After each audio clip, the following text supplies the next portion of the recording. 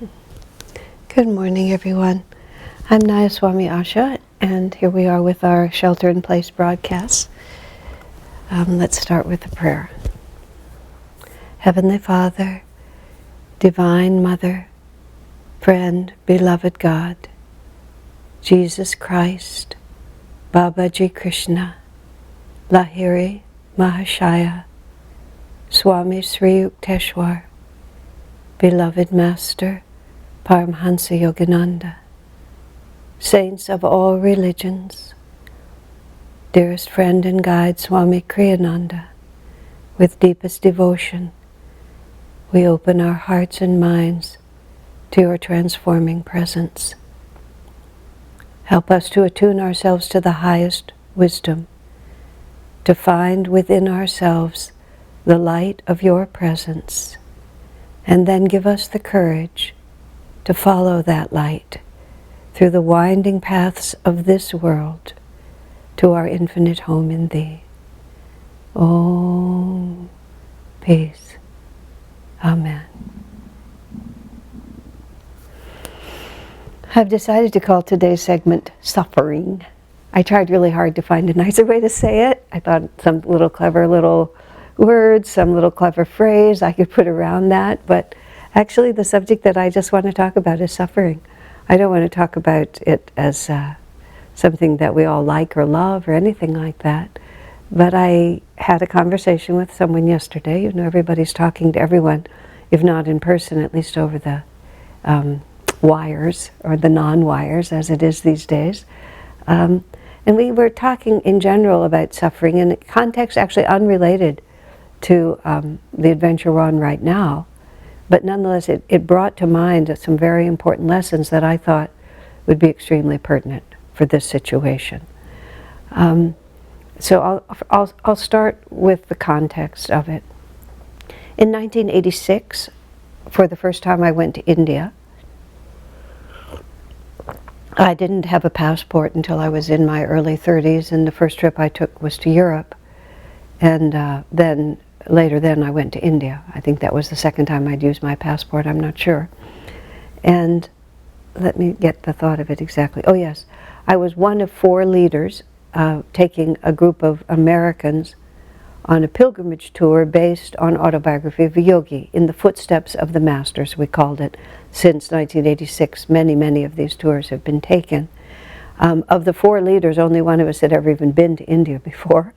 The 3 of us, including me. I'd never been to a non-Western country. I'd never been to what was then called the developing world. I don't know what the proper words are now. And in 1986, the country of India was quite a different country than the one that we're seeing now. I was very well informed, though, about the spiritual the spiritual side of what we were doing, about our masters, about Sri Ramakrishna and other saints that we visited, about Autobiography of a Yogi, about self-realization. So we had professional Indian guides to help us with all the logistics of it, but once we were at a spiritual location, I knew where we were. And so it was a absolutely magnificent adventure, and the beginning of 20 years of those tours, not quite every year. But we did quite a few of them, and they were just a glorious experience. I became extremely expert in this tiny little route through India. I was a person who'd been to India more than most of my friends, but if I'd been on my own, I wouldn't have been able to even know how to get a taxi cab. I just would move this group through. Now, the India we were looking at in 1986 was way prior to the international globalization, modernization, enormous rising middle class that is India now. In 1986, which India only became an independent country, and was it 48 or 49, and it became an independent country powerfully under the influence of Mahatma Gandhi, whose spiritual power was what had liberated it. But a great deal of that was also this absolute repudiation of Western culture. A furious repudiation of it, because the British had basically destroyed the country.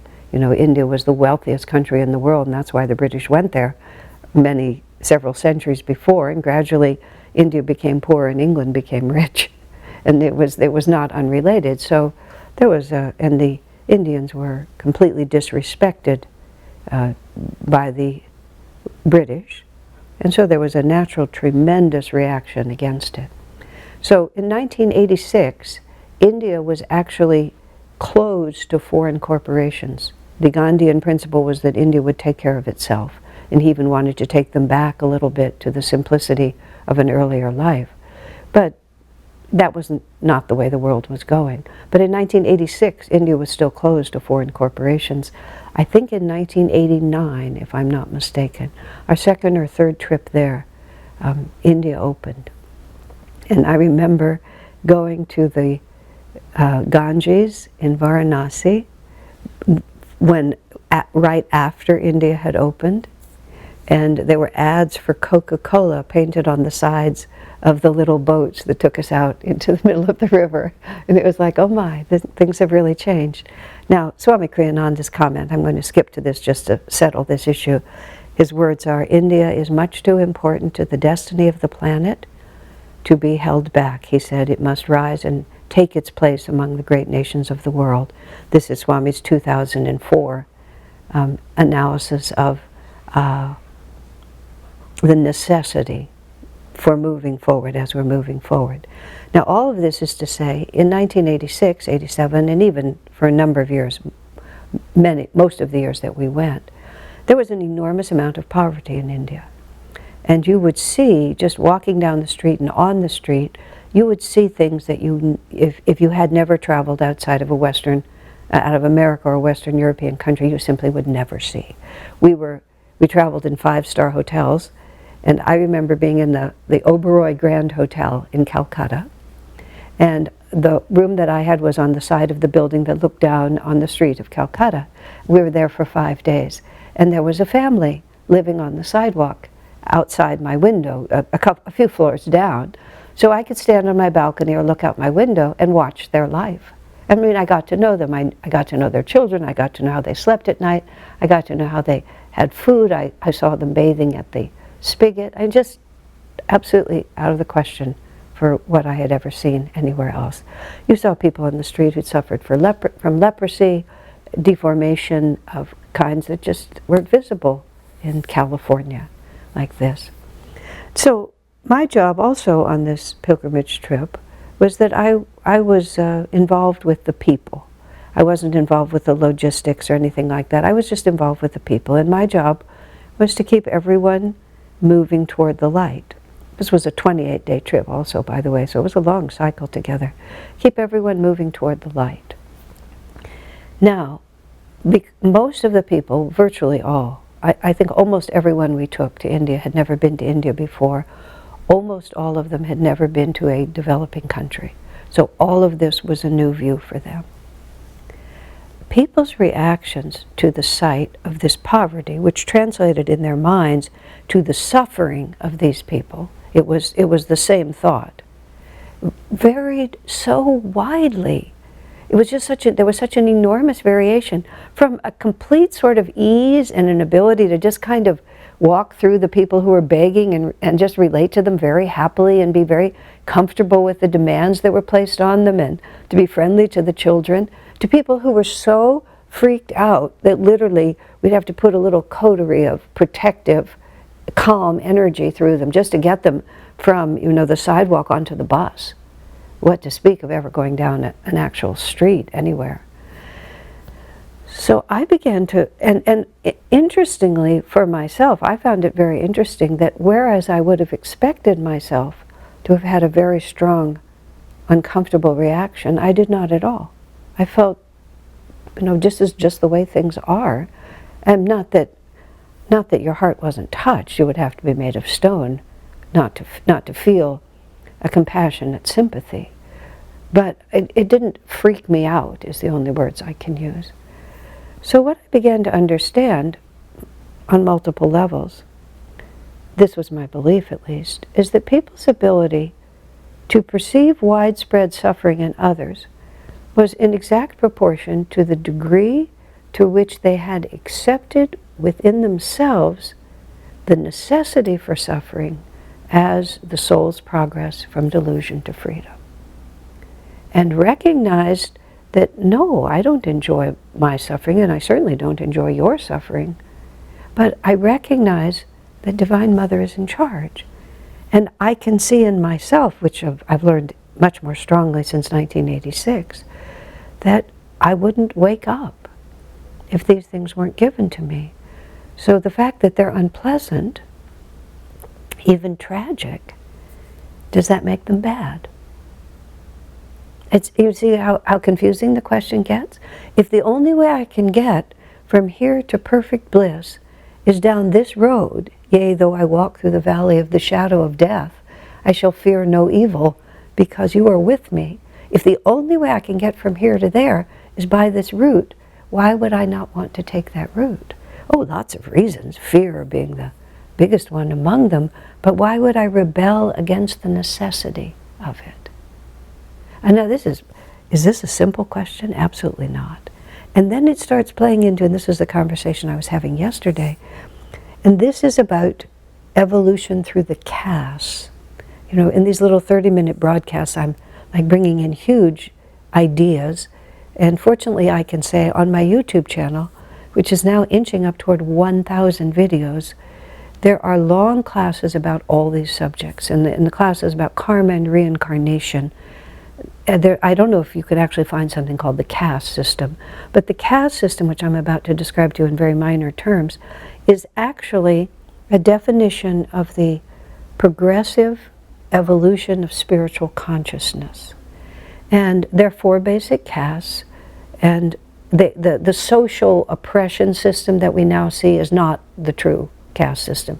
The true caste system is a realistic acknowledgement that people are at different states of realization, and that what is appropriate and what the characteristics of those states of realization are and what is appropriate. So for the purposes of this discussion about suffering, the second caste is the Vaishya caste. It's Vaishya means merchant. And it's not that all merchants are Vaishyas, but the Vaishya is willing to give as long as there's something in it for me. And that's part of the definition, but the meaningful definition is the way I make myself feel safe is that I make sure that my environment matches my idea of what it's supposed to be. So I will work hard to earn money. This is the merchant idea. I will buy a house in a good neighborhood. I will put a fence around it. I will have a security system.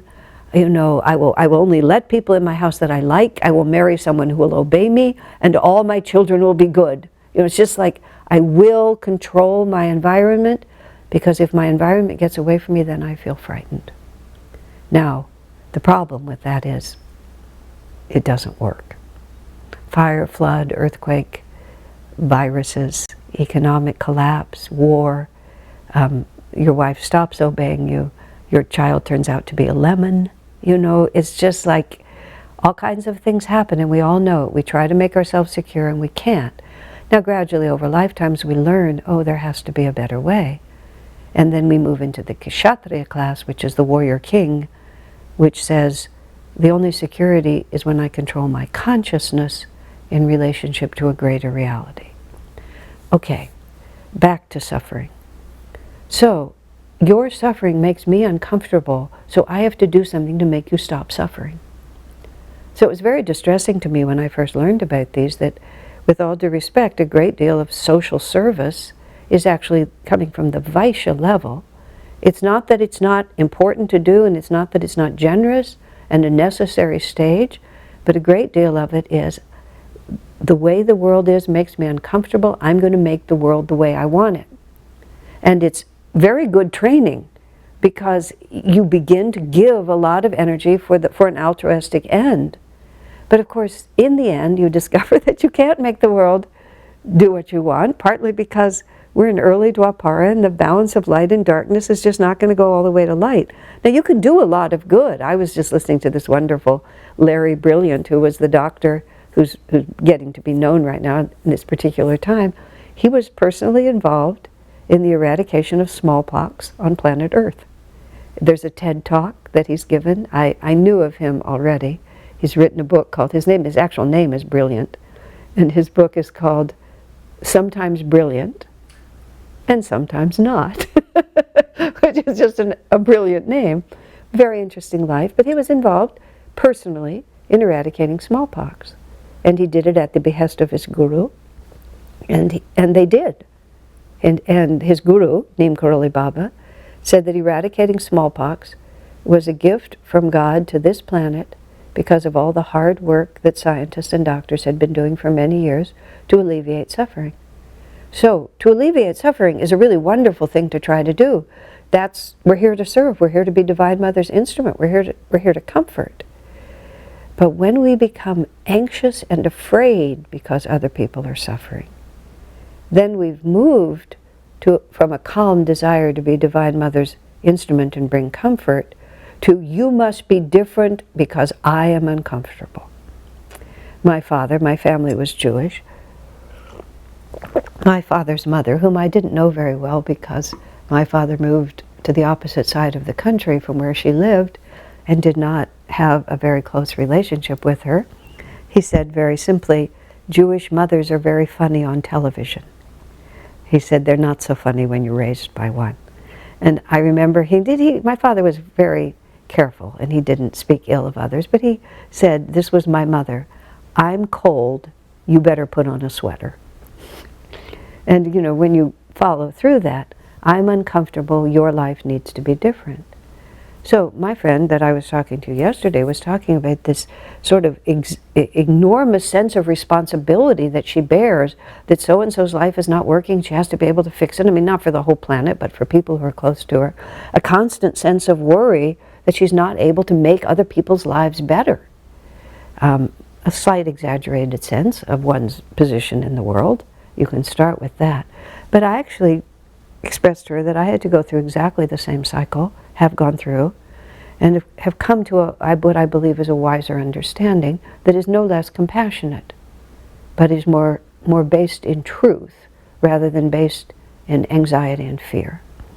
Because I'm energetic, because I'm creative, because my responsibilities in life ever since I came to Ananda were my personal responsibilities have been slight. I have no children, I have no home to take care of.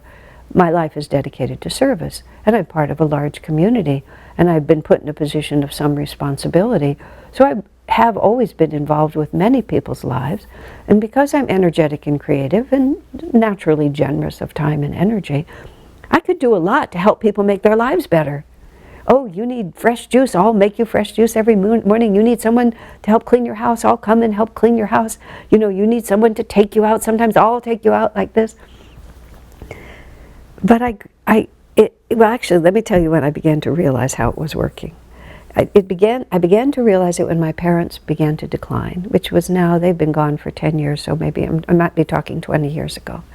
When my parents' health began to decline, and I began to see difficulties that they were facing, I went in to fix it.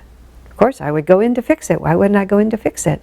And I kept, they lived some distance, but I would go see them often, and I would come in and fix it. I would rearrange the kitchen, I would set up the meal plan, I would buy them new containers for the meals on wheels that were coming in. I was just doing all this stuff. And they didn't seem to appreciate it in the way that I thought they would appreciate it. And in that, something that had been nagging at me for my whole life began to become clear. Who are you serving? And I had to admit what I was trying to do is I was trying to organize my parents' life in such a way that nothing would happen that would inconvenience me. And I mean, that was a hard thing that I had to realize, because I had to feel that I had to run down and fix it, so I had to organize them so that I wouldn't be interrupted. And I just they didn't even exist in the equation. And then one day, finally, kind of because my mother was being a little crabby with me, I began to ask the question, why are you doing this? Do you even know that they're there? And then this thought came to me, and this is how it came to me. By that point in my life, and I'm not going to say that I'm utterly fearless, but I have accepted, and I've accepted for a long time, that hard karma can come to me. And if hard karma comes to me, God will also give me the strength to do it. So to put it in simple words, I'm not eager for hard karma to come to me, but I'm not terrified of it either. I don't spend all my time running around to try to prevent it. I do my best, and I trust that God will give me what I need. And it suddenly crossed my mind that I didn't trust anybody else on the planet to be able to deal with their own karma. I didn't trust my friends. I didn't trust my parents. It's like their karma is going to be too much for them. I have to rush in and protect them from their karma. And I thought, just the fundamental arrogance of that and the profound disrespect to everybody else. It's like, no wonder people didn't love me as much as they should. Because I was holding this thought of, I'm powerful and superwoman, and you're kind of a doofus, so I'll take over your life. Like, wow, honey, that's not real attractive. And even if you're not saying it, it's still what you're projecting. And like, who put me in charge of the whole world? And why do I think that they're not eager to face their karma? They're not calling me, asking me to rescue them. You know, they're just living their lives, and they want to live their lives. And speaking of my parents, whose lives were quite distant from mine, really. They were good people, and I appreciate them, and I'm very grateful to them in, innumerable ways. But my life took a track that was not quite on the same line as theirs. And their life had been going inch by inch according to the necessary unfoldment of their soul's realization. The mere fact that they weren't disciples of Master living at Ananda didn't mean that they were not Divine Mother's children, didn't mean that they didn't have a soul exactly like mine and a superconscious exactly like that of every other sentient being that is deliberately, consciously, lovingly moving them inch by inch toward God realization. And if there were some low through the valley of the shadow of death parts in that, if there was any other way to get there, God and their own superconscious would have found another route. And then there was one more part of it that was really interesting when I really got it, which is their life does not seem strange to them.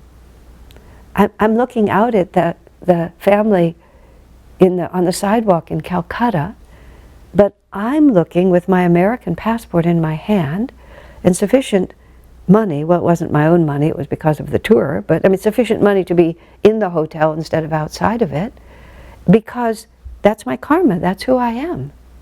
And they're on the sidewalk because that's their karma and that's who they are.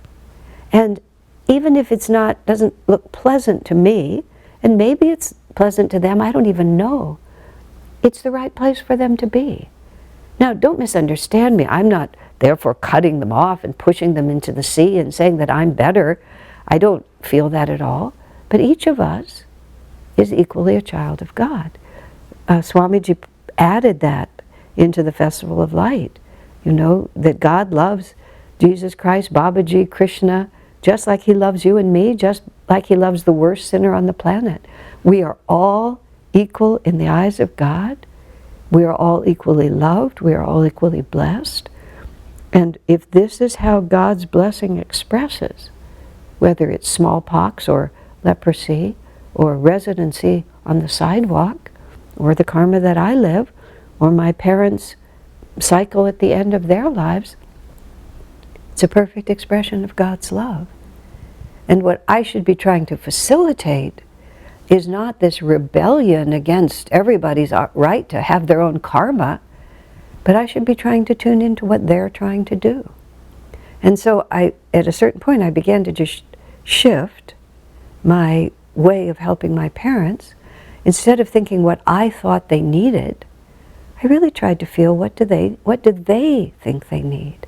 How can I help them accomplish what their souls are trying to accomplish? How can I comfort them in their journey instead of trying to knock them off it and put them on the rails that I think we should be on? And of course, surprise, surprise, everything began to work so much better. And I also had to accept I may be inconvenienced. If they don't let me organize their lives according to my preferences, something could happen.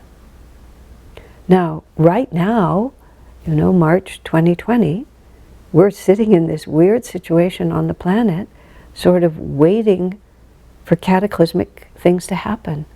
And, there's the real possibility that either directly through this virus that we're all concerned about now, or as a consequence of having to deal with this virus, life could tumble down into conditions that are going to be a lot less convenient than any of the conditions that we've known until now. So suffering may become widespread in a way that we have not yet personally, in this country at least, had to confront. So I think it's exceedingly important. I mean, we need to get ahead of the curve in this sense, which is insofar as we ourselves are uncomfortable even with the very idea of suffering, either in our own lives or the suffering of others, insofar as we are not able to put ourselves in the consciousness of Divine Mother, who comforts the child even as the mother takes the child through the difficult experience. That's who we need to be. We need to be able to see it through Divine Mother's eyes. And it was through this cycle of experiences that I came up with a prayer that I've mentioned in these broadcasts, but I'm going to say it again. Actually, there's two of them. My prayer in India when I was first there, when I would be, passing through a crowd of beggars or see someone on the street whose condition was so painful that I just didn't know what to do with it, because the heart is tender. I would just say, Divine Mother, bless us all. And that was my mantra a lot going through India, because I also needed her blessing. I needed her blessing to be able to hold her close in my heart and to feel myself to be her instrument, not merely a panicked American girl who didn't know how to deal with what she was seeing. I needed to be able to hold Divine Mother strongly in my heart. Give me the strength to hold you close, Mother. Divine Mother, bless us all. But Divine Mother's blessing is not necessarily the alleviation, the immediate alleviation, or the ever alleviation of something difficult. Difficult things are required. Divine Mother's blessing is the grace to feel her uplifting hand through it. Divine Mother, bless us all. Repeat it over and over again whenever agitation comes into your heart for yourself or for someone else. And the other prayer that I prayed continuously for my parents, because I was not neutral. It would be naive to say that I was neutral about whether they were happy or sad or in health or in sickness or agitated or courageous. I was not neutral. But what I wanted for them was victory. I didn't want them to be rescued unless that rescue was a sign of victory. Because whatever delusions were causing them to suffer, they had to be overcome. When Swami was a child and having dental work in Romania, they didn't have Novocaine. And so they had to drill his teeth as a child without Novocaine. And of course he would scream. And as a result, sometimes his dentist did not finish drilling, but just put a filling over decay. And as a consequence, Swami had horrible troubles with his teeth for the rest of his life. Okay? Is that helping someone? So when we ask Divine Mother, spare these people the absolute necessary lessons to give them absolute freedom, is that a righteous prayer? And who are we serving? But we need courage. So that's why I would pray, Divine Mother, whatever it is you're trying to teach them, and whatever it is you're trying to teach me, give us the humility, the receptivity, the wisdom, the courage, and the devotion to learn it. I mean, that's the only way to face suffering. That's the only way to really be victorious, whether the challenge is a world pandemic or a tiny disappointment in our own little private life. That's the only way to victory. God bless you.